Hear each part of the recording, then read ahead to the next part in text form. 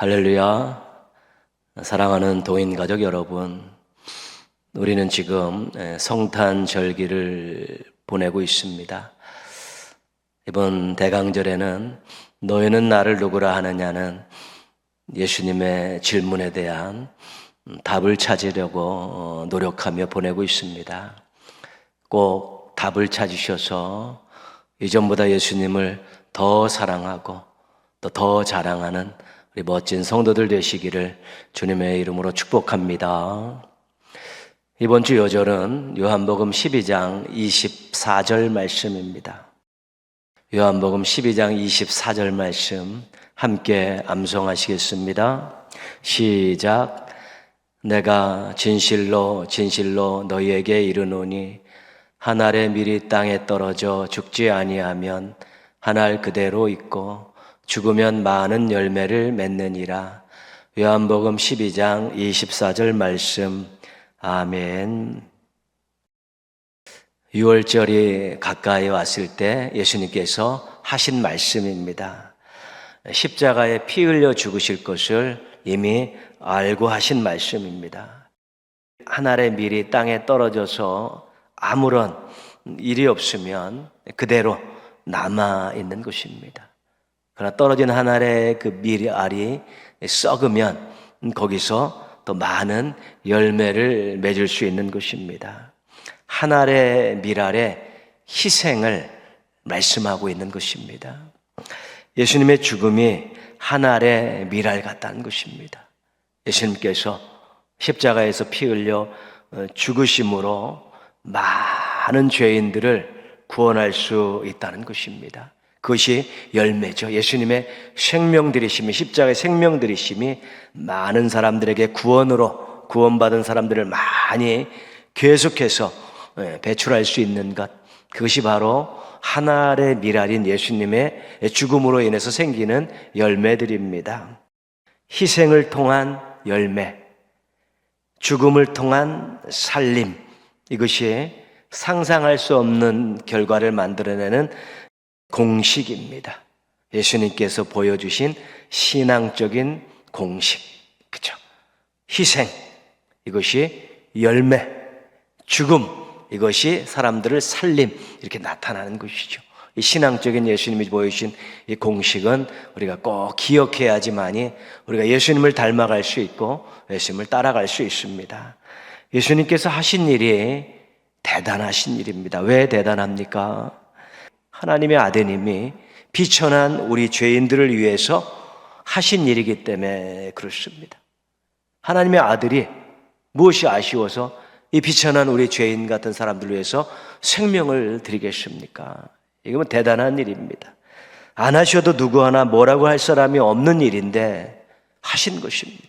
예수님이 십자가에서 피 흘려 죽으시지 않으셔도 뭐라 그럴 사람 아무도 없습니다. 죄인인 우리들도 할 말이 없습니다. 그런데 하셨습니다.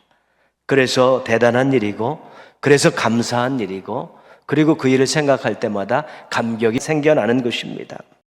그런 대단한 일의 수혜자인 우리도 작은 예수로 살아가야겠다라는 결단과 작정이 필요합니다.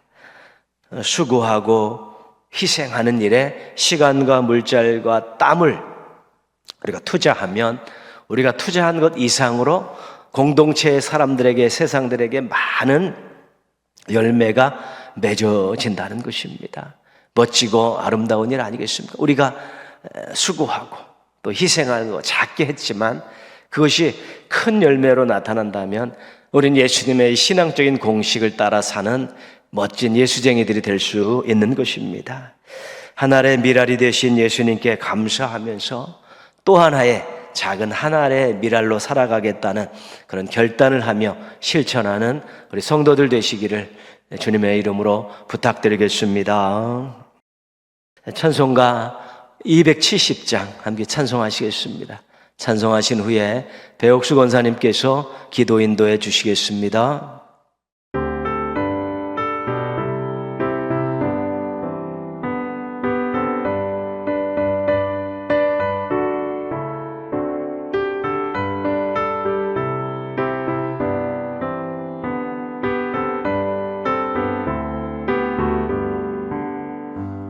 원치 않는 주님의 사랑과 거룩한 보혈의 공로를 우리 다 찬양을 합시다.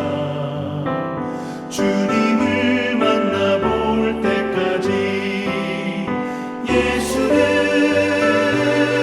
우리를 깨끗게 하시는 주시니 그의 피 우리를 눈보다 더 희게 하셨네. 우리를 깨끗게 한 피는 무궁한 생명의 보리새, 생명의 구원을 받은 자 하나님 찬양을 합시다. 예수는 우리를 깨끗게 하시는 주시니 그의 피 우리를 눈보다 더 희게 하셨네.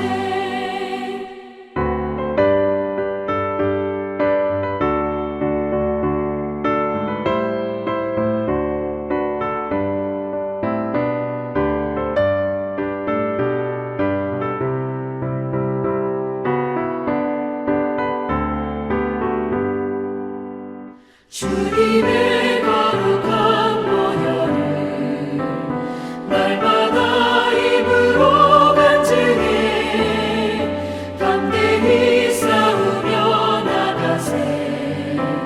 천국에 들어갈 때까지 예수는 우리를 깨끗게 하시는 주시니 그의 피 우리를 눈보다 더 희게 하셨네. 십자가 단단히 붙잡고 날마다 이기며 나가세. 머리에 면류관 쓰고서 주 앞에 찬양할 때까지 예수는 우리를 깨끗게 하시는 주시니 그의 피 우리를 눈보다 더 희게 하셨네.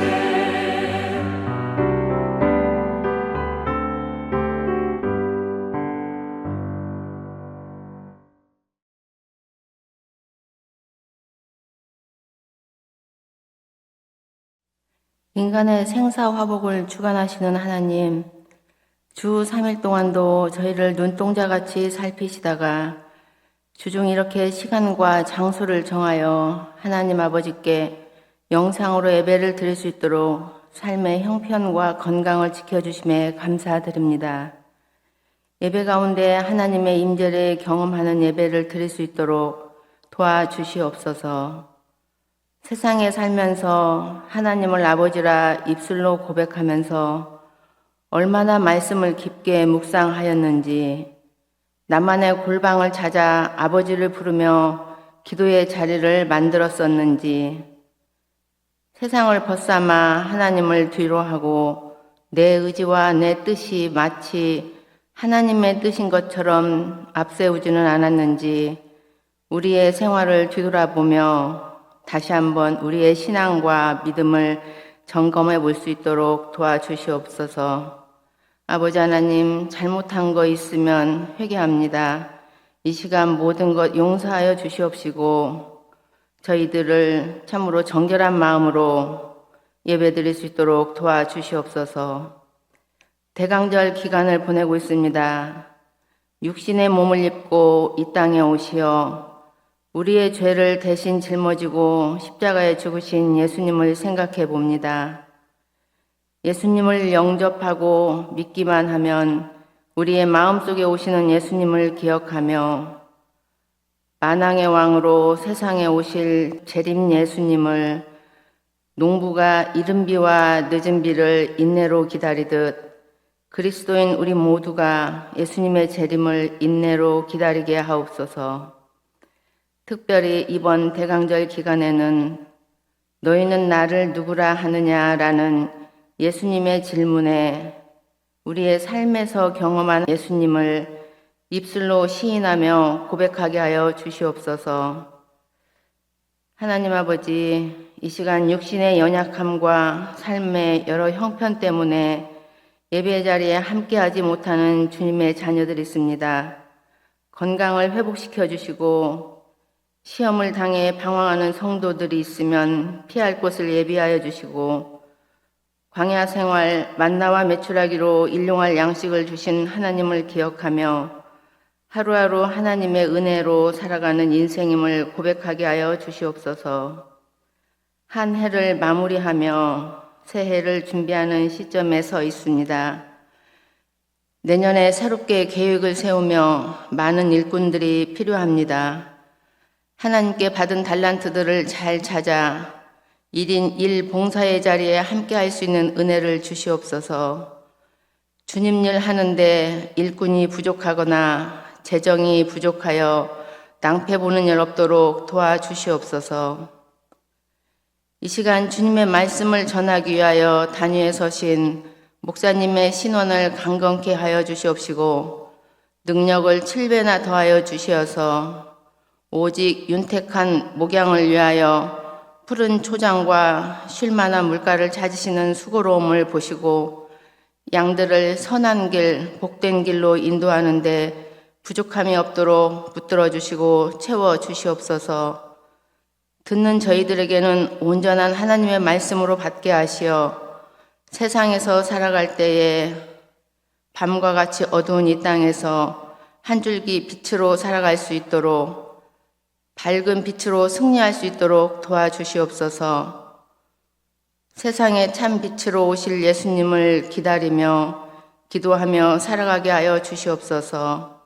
이 모든 말씀 우리를 구원하신 예수님 이름으로 기도합니다. 아멘.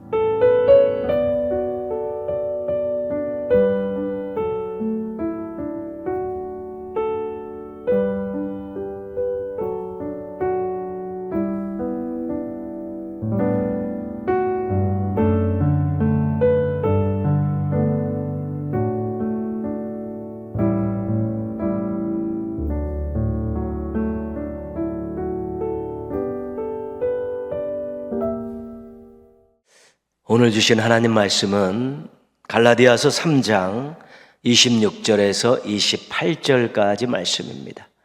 갈라디아서 3장 26절에서 28절 우리 한번 같이 읽겠습니다. 너희가 다 믿음으로 말미암아 그리스도 예수 안에서 하나님의 아들이 되었으니 누구든지 그리스도와 합하기 위하여 세례를 받는 자는 그리스도로 옷 입었느니라.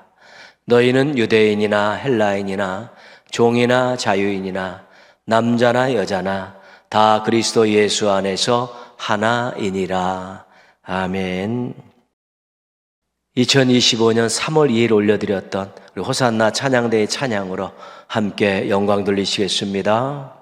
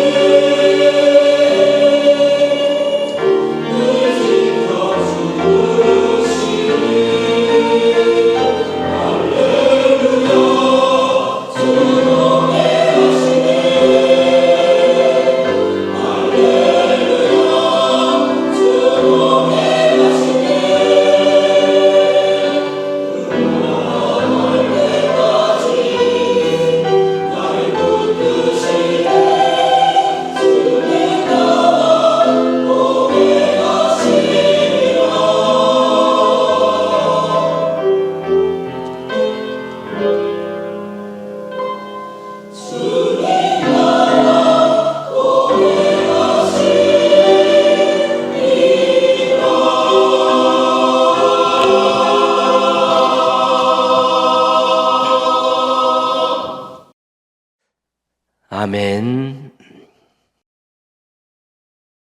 죄인들에게 죄를 깨달아서 회개하게 하시고 죄를 해결하기 위해 십자가에 달려 돌아가신 예수 그리스도를 믿게 하심으로 또 구원받게 하셨습니다. 이것이 우리가 배웠던 성령님의 효과적인 부르심입니다. 회개하게 하시고 믿게 하셔서 우리를 구원받게 하신 것이지. 그래서 구원은 은혜입니다. 회개의 영을 주시고 또 믿음을 갖게 하셔서 예수님을 믿음으로 구원받게 하셨기 때문에 그렇습니다. 구원받은 사람들은, 구원받은 그리스도인들은 잘 관리를 해야 합니다. 믿음을 잘 관리해야 하고 또 자신도 죄에 빠지지 않도록 잘 관리해야 되고 자신의 삶도 잘 관리해야 합니다. 구원받은 그리스도인들은 성장해야 합니다. 제자리에 멈춰서거나 도태돼서는 안 됩니다. 믿음도 인격도 삶도 성장해야 되는 것입니다. 하나님께서 바라시는 것입니다. 너희들이 회개하고 또 너희들이 믿음을 가지고 구원받았는데 은혜로 받지 않았느냐? 그럼 이제부터 잘 자신을 관리하고 믿음도 관리하고 이제는 성장해야 된다. 신앙도 인격도 삶도 성장해야 된다. 그것이 하나님의 마음이고 바람이고 명령입니다. 그래서 하나님께서 잘 관리하라고 더욱 성장하라고 주신 것을 우리가 구속의 혜택이다. 구속받았는데 구원 죄 용서받고 구원받았는데 또 혜택을 주시는 것입니다. 관리 잘하라고 성장하라고 그 혜택을 주시는 하나님께서 세 가지 방편, 세 가지 방법을 우리들에게 주셨는데 하나는 말씀, 하나는 성례, 하나는 기도입니다. 이것을 통해서 우리가 믿음을 잘 관리할 수 있고 우리의 믿음도 성장시킬 수 있고 또 삶도 잘 관리할 수 있고 삶도 성장시키고 성숙시켜 나갈 수 있는 귀한 방편이고 방법이고 도구이고 그렇습니다. 첫 번째 방법인 말씀은 하나님의 마음과 뜻이 담겨있는 보물창고 같은 것입니다. 하나님에 대한 것도 가득 들어있고 구원과 관련된 것도 가득 들어있고 구원받은 사람들의 삶과 관련된 것도 가득 들어있는 보물창고입니다. 하나님의 말씀은 생명입니다. 우리가 구원받을 수 있는 그 모든 것들이 다 들어가 있습니다. 하나님의 말씀은 등불입니다. 알 수 없는 미래를 향해 가는 우리들을 인도해 주시는 것이고요. 하나님의 말씀은 능력입니다. 삶의 어려운 일들, 우리가 할 수 없는 일들을 해결해 주실 수 있는 것입니다. 그래서 말씀을 감사로 받아 친근히 하고 명령으로 받아 순종하면 우리가 신앙과 삶에 큰 혜택을 누릴 수 있는 것입니다. 잘 관리할 수 있고 자신을 성장시킬 수 있는 것입니다. 하나님이 주신 첫 번째 방편입니다. 두 번째 방법은 성례입니다. 이 성례는 예수님께서 세우신 거룩한 의식입니다. 우리 신약 성경에는 세례와 성찬 두 가지만 나와 있고 우리 교단도 세례와 성찬만 우리가 성례로 인정합니다. 성례는 그 의식 자체로 효과가 나타나는 것은 아닙니다. 그리고 성례를 집례하는 그 사람에 의해서 어떤 효과가 나타나는 것이 아닙니다. 어떤 혜택이 주어지는 것이 아닙니다. 성례는 성령님의 능력에 의해서 효과가 나타나고 우리에게 혜택이 주어지는 것입니다. 그래서 이것은 성례 자체가 주는 것도 아니고 성례를 집례하는 사람이 주는 것도 아니고 성령님께서 주시는 것이기 때문에 이 성례에 우리가 믿음으로 참여하면 성령님의 역사 가운데 우리 신앙과 삶에 큰 혜택을 누릴 수 있고 큰 유익을 얻을 수 있게 되는 것입니다. 오늘은 이 두 번째 방법인 성례 가운데 한 가지인 세례를 살펴보도록 하겠습니다. 94문입니다. 세례가 무엇입니까? 세례가 무엇입니까? 묻죠. 세례의 정의를 알자는 것이죠. 94 답을 보겠습니다. 세례는 성례의 하나로서 성부와 성자와 성령의 이름으로 물을 가지고 씻는 예식입니다. 그것은 우리가 그리스도께 젖붙임을 받음과 은혜의 언약의 혜택들에 참여함과 우리가 주님의 것이 된다는 약속을 표시하고 확증하는 것입니다. 성부와 성자와 성령의 이름으로 물로 베푸는 의식이라는 것이죠. 물은 죄를 씻는다는 의미가 있고 다시 태어난다는 의미를 가지고 있습니다. 세례를 받기 전에 우리는 이미 예수 그리스도를 믿기 위해서 성령님의 도우심으로 회개를 했습니다. 죄의 문제를 해결했습니다. 그래서 세례를 받음으로 죄가 씻기어서 해결되었다는 것을 확인받는 것이고 증명하는 것입니다. 예전에는 침례를 받았습니다. 물에 푹 잠갔다가 다시 빼는 것이죠. 강가나 아니면 교회에 설치된 그런 수조에 그 세례받을 사람을 푹 잠갔다 빼는 것이죠. 이 잠그는 것은 무엇입니까?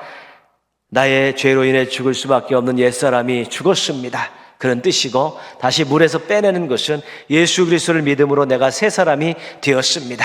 이런 것들을 확인하는, 이런 것들을 보여주는 그런 상징적인 의미가 침례이기 때문에 이 세례는 우리가 지금 이렇게 머리에 물만 없습니다. 우리는 이것은 물에 들어갔다 나왔다는 것입니다. 나의 옛사람은 죽고 나의 새 사람으로 다시 태어났습니다. 그래서 이 물로 하는 이 세례는 죄사함을 받았다, 또 새 사람이 되었다, 하나님의 자녀가 되었고 구원받은 새 사람이 되었다, 이런 의미를 가지고 있다는 것입니다. 근데 세례를 받았다는 것에 여러 의미가 또 있는데, 예수 그리스도와 접붙임을 받았다, 그렇게 아까 설명하지 않습니까? 예수 그리스도 하나가 된 것입니다. 생명이 본체이신 예수님께 접붙임을 받아서 하나가 되어서 생명을 얻은 것입니다. 은혜의 언약의 혜택들에 참여하는 자가 되었다. 언약은 하나님과 맺은 언약 아닙니까? 구약에도 언약이 많이 나왔죠. 그 언약의 백성들은 하나님께서 은혜를 베풀어서 많이 도와주시지 않습니까? 여전히 우리도 세례를 받음으로 이제 하나님의 언약에 동참하게 됐고 하나님 베푸시는 은혜로 살게 되었습니다라는 것이 또 세례 속에 담긴 의미입니다.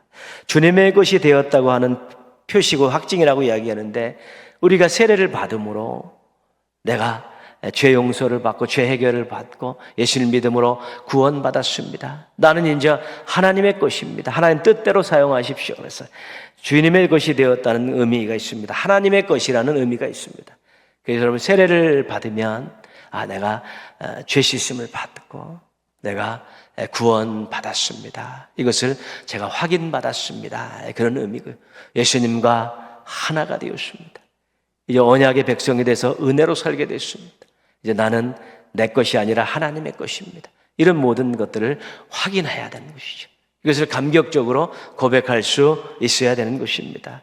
말이 조금 어려운데 쉽게 설명합니다. 세례는 구원을 받는 수단이 아닙니다. 세례를 받아야 구원받는다, 잘못된 것입니다. 세례는 구원받은 사람들에게 구원받았음을 확인해주는 그런 의식입니다. 하나님과 사람 앞에서 이 사람은 구원받은 사람입니다라고 확인해주는 의식이지, 세례를 받아야 구원받는 것이 아닙니다. 구원을 받았기에 세례를 주는 것입니다.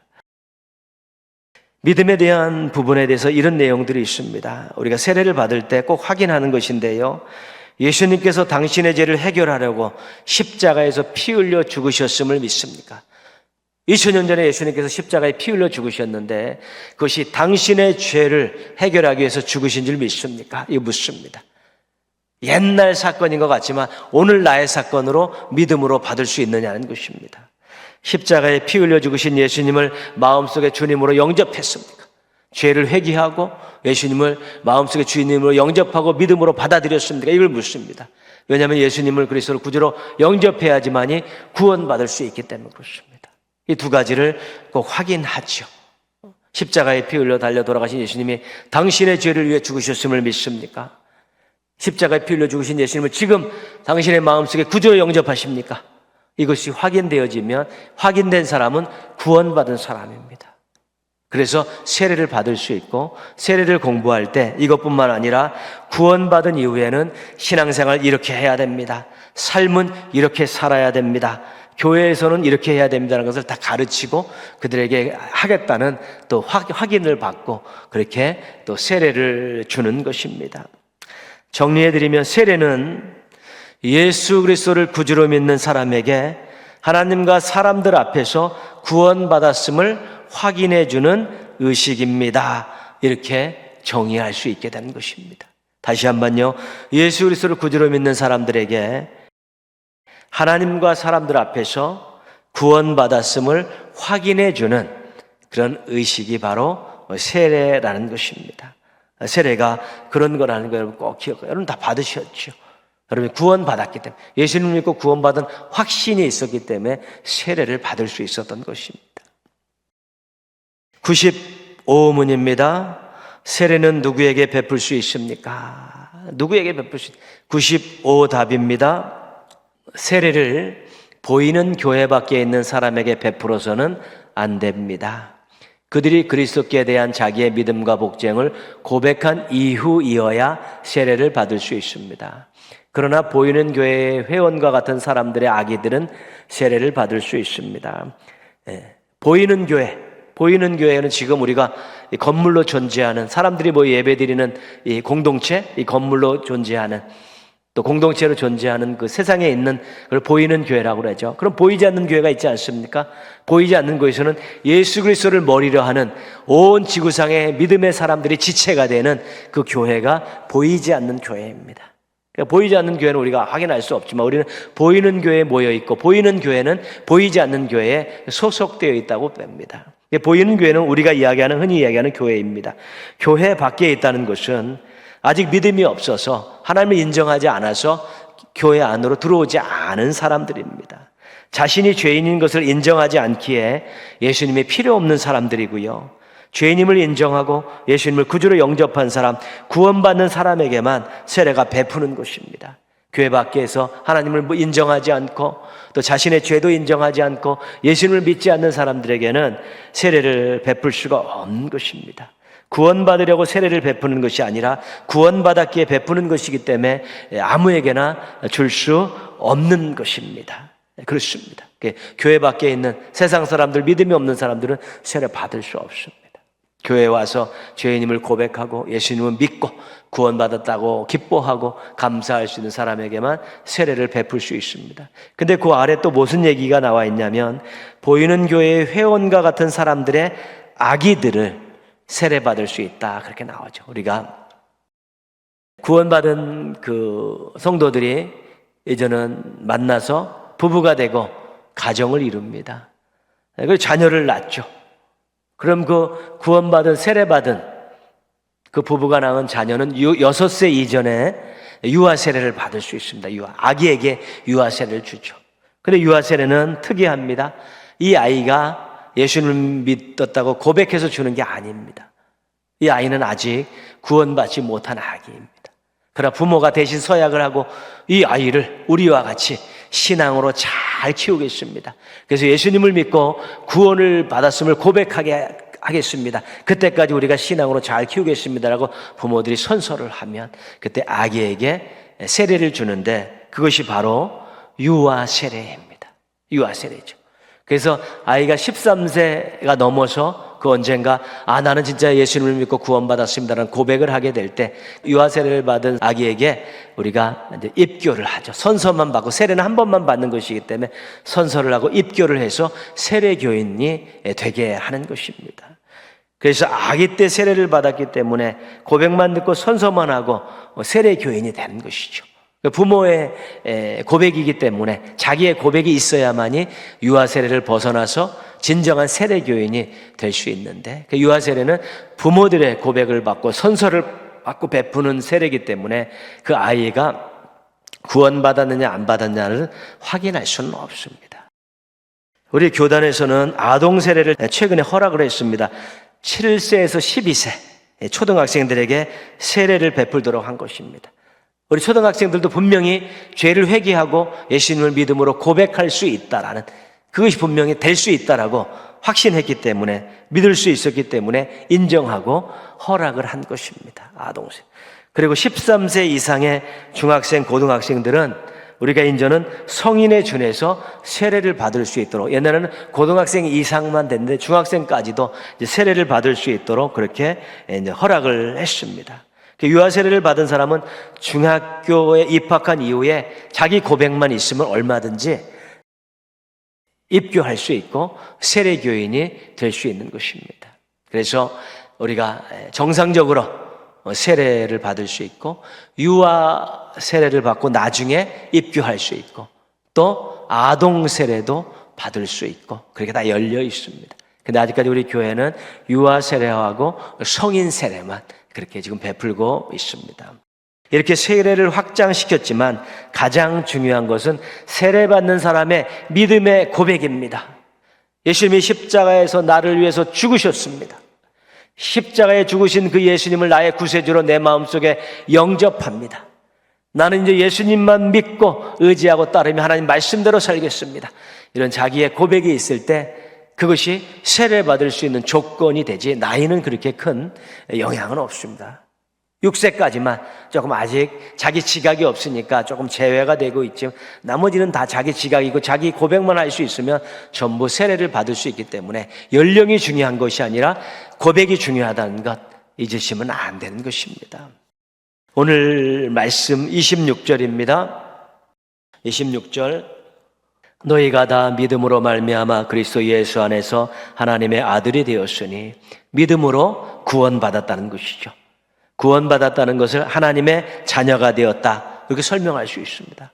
구원받았다, 하나님의 자녀가 되었다, 천국 갈 수 있게 되었다, 하나님 나라 백성이 되었다, 다 같은 말입니다. 결과이기 때문에 그렇습니다. 구원으로 믿음으로 구원받아 하나님의 자녀가 되었다는 거예요. 그렇죠? 그럼 하나님의 자녀가 되었으면 이제 우리는 하나님의 가족이 됐고 하나님의 것이 된 것입니다. 하나님의 소유가 된 것입니다. 그 말씀하고 있는 것입니다. 27절입니다. 누구든지 그리스도와 합하기 위하여 세례를 받은 자는 그리스도로 옷 입었느니라. 구원받고 세례를 받은 것은 그리스도와 이미 하나가 되었다는 것을 확인하는 것입니다. 그리스도로 옷 입었다는 것은 그리스도께 젖붙임을 받았다는 것이죠. 이미 예수 그리스도를 믿을 때 우리가 젖붙임을 받았는데 그리스도 옷 입었다는 것, 젖붙임을 받았다는 것이고 그 예수님이 주신 은혜로 살아갈 수밖에 늘 잊고 살아야 되니까요. 그 은혜로 살아갈 수밖에 없다는 것을 이야기합니다. 28절입니다. 너희는 유대인이나 헬라인이나 종이나 자유인이나 남자나 여자나 다 그리스도 예수 안에서 하나이니라. 세례받은 사람은 모두 그리스도 안에서 하나입니다. 형제이고 자매입니다. 그리고 그리스도가 머리인 교회에서 하나가 되는 것이죠. 동고동락해야 될 지체들입니다. 여러분 세례를 받으셨습니까? 우리 교회에서 받으신 분도 있고 다른 교회에서 받으신 분도 있고 또 고등학생이 되자마자 받은 분도 있고 또 작년이 돼서 받은 분도 있고 또 노년이 돼서 받은 분도 계실 것입니다. 어쨌든 정상적인 교회에서 세례를 받으셨으면 구원받은 하나님의 자녀입니다. 틀림없는 것입니다. 교회가 다 확인하고 세례를 주었기 때문에 그렇습니다. 세계 어느 곳에 가셔도 정상적인 교회에 가서 나 세례 받았습니다. 그러면 다 인정해 줍니다. 세례 받았을 때 감격을 기억하십니까? 하나님과 사람들 앞에서 공식적으로 믿음과 구원을 인정받지 않았습니까? 그때 그 어떤 감격이 있었습니까? 나 진짜로 이제 내가 내 믿음을 인정받고 나 진짜로 나 구원받고 진짜로 하나님의 자녀가 되었다. 뭐 그런 감격들이 있었냐는 것이죠. 그때 감격이 있으셨으면 기억하셔야 되고 기억할 때마다 다시 그런 감격들을 끌어올려서 신앙과 삶에 연료로 막 떼셔야 되는 것이죠. 신앙과 삶이 아름다워지죠. 세례 받았을 때 어떤 결단을 하셨습니까? 세례 받았을 때 나 주님을 위해서 이렇게 살겠다고 앞으로 내가 이렇게 신앙생활 하겠다고 결단한 거 있지 않습니까? 지금 그 결단을 이루었는지 아직도 이루고 있는지 아니면 다 까먹었는지 확인해야 합니다. 그리고 그 결단을 다시 끄집어내서 그 결단대로 살려고 노력할 때 또 우리가 세례받은 사람으로서 다시 유익을 얻을 수 있고 또 지킬 수 있고 관리할 수 있고 성장할 수 있는 좋은 기회를 얻을 수 있게 되는 것입니다. 세례가 그렇게 중요하고 유익한 것입니다.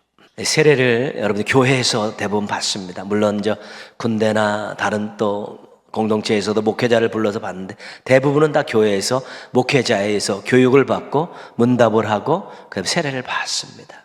세례가 여러분 개인적으로 말씀드릴 때는 아까 말한 대로 예수 그리스도를 믿고 구원받았다는 것을 하나님과 사람 앞에서 확인해 주는 의식이라고 말씀드렸죠. 여러분 개인적으로는 그렇습니다.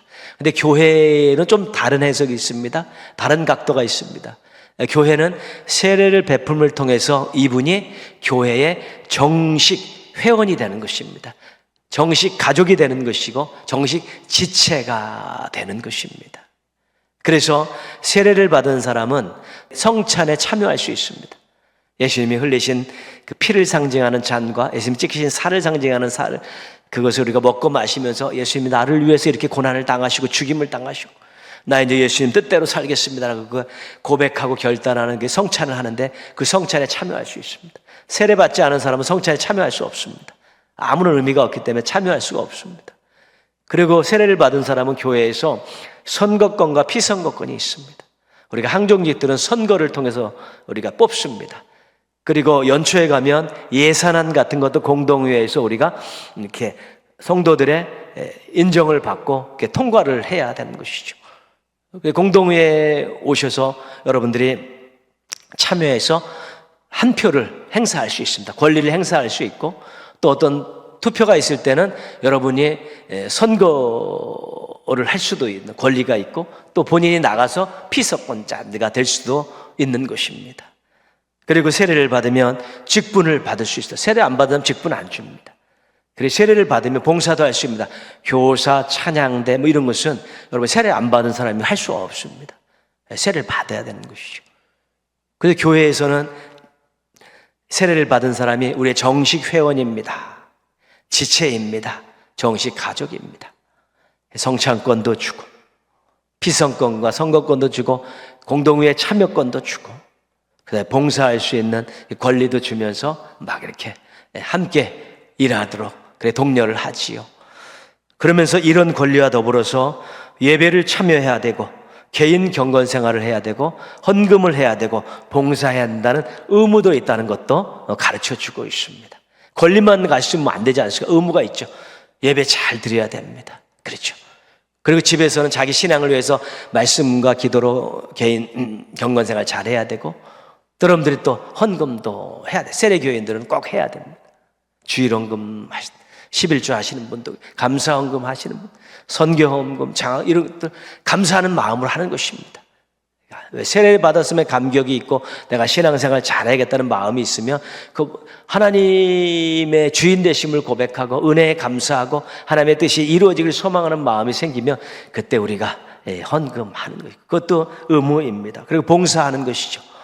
저는 이런 특기가 있어서 이런 은사가 있어서 몸으로 이런 거 봉사하겠습니다. 노래를 잘하는 노래 잘하는 아이들을 잘 가르치는 또 교사로서 또 찬양대로서 또 운전하시는 분도 있고 방송 시스템 만지시는 분들 식당에서 또 수고하시는 분들도 있고 또 그러면 봉사하는 것이죠.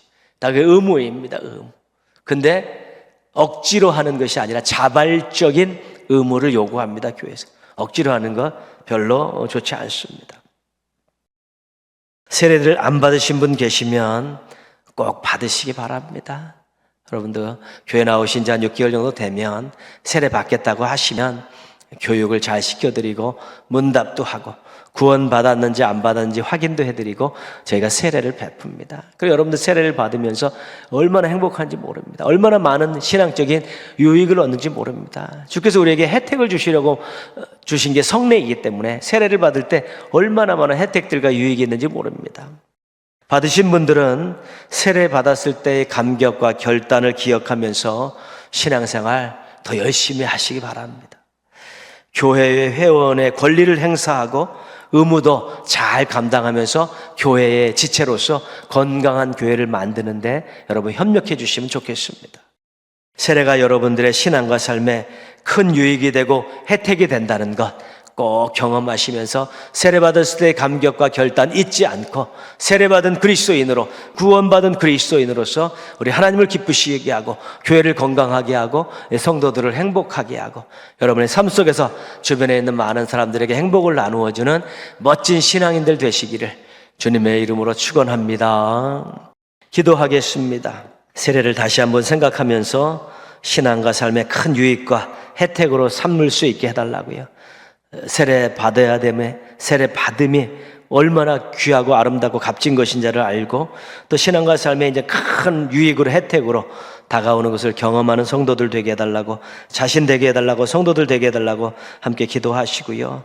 성탄절기를 보내고 있습니다.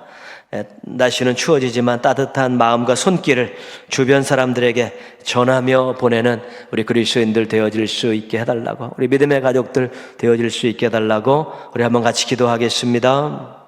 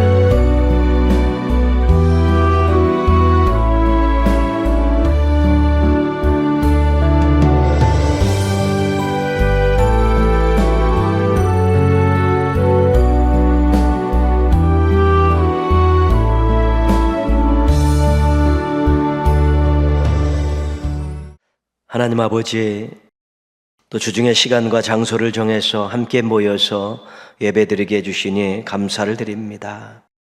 하나님 아버지, 저희들에게 혜택을 주시려고 만들어 놓으신 이 방법들, 이 방편들, 제가 오늘은 성례에 속하여 있는 세례에 대해서 또 배울 수 있도록 기회를 주셔서 감사합니다.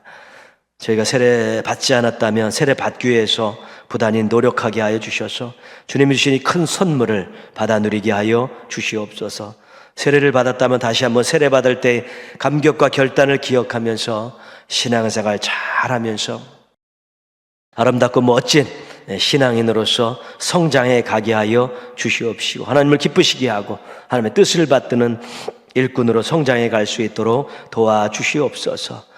세례 받았기 때문에 교회에서 많은 권리를 가지고 있습니다. 더불어서 의무도 잘 실행하는 저희들 되어질 수 있도록 도와주시옵소서. 세례가 우리 성도들의 신앙과 삶에 큰 유익과 혜택이 되게 하여 주셔서 세례 받았을 때 생각할 때마다 힘을 얻게 하시고 용기가 나게 하여 주옵시고 하나님께 더 가까이 가게 하여 주셔서 하나님 쓰시기에 좋은 일꾼들로 성장해 가게 하여 주시옵소서. 성탄절을 앞두고 대강절을 보내고 있습니다.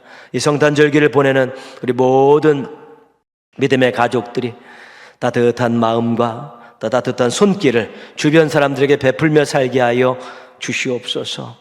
또 힘들고 어려운 분들에게 기도해주고 또 마음을 전하고 또 손길로 도우면서 함께 그리스도의 사랑을 나눌 수 있는 귀한 성탄절기를 보내게 하여 주시옵시고, 너희는 나를 누구라 하느냐는 예수님의 질문을 가슴에 품고 또 열심히 기도하고 묵상하는 가운데 그 대답을 꼭 찾을 수 있도록 도와주시옵소서.